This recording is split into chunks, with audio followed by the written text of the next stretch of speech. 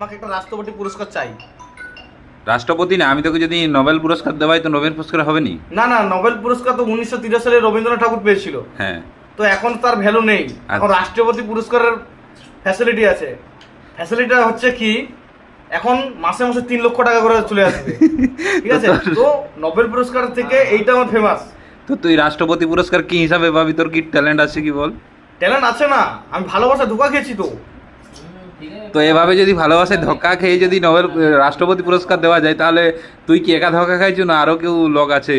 আমি সেই জন্য তো বলছি, অনেক লোক ধোকা খেয়েছে। রাষ্ট্রপতি সবাই পুরস্কার দেওয়া যায় না, কিন্তু আমি এমন একটা ধোকা খেয়েছি না, ওটা অবাস্তব জিনিস। কিরকম একটু বলে বোঝা।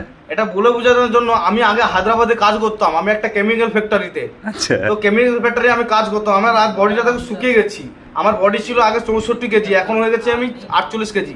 মানে কত কেজি কমে গেছি। 4 আমি কেজি। ওই ইনকাম করে আমি যে টাকাটা আমার লাভারকে দিয়েছিলাম ওকে একটা চাকরি পাওয়ার জন্য, কিন্তু চাকরি করে দিলাম, চাকরি করার পরেও আমাকে ছেড়ে চলে গেল। তাহলে আমি মানুষকে আমি ঠিক করেছি না ভুল করেছি? ঠিক করছো। সেই জন্য আমার কি পুরস্কার পাওয়ার উপযুক্ত না? হ্যাঁ কি না দাদা ভাই বলো?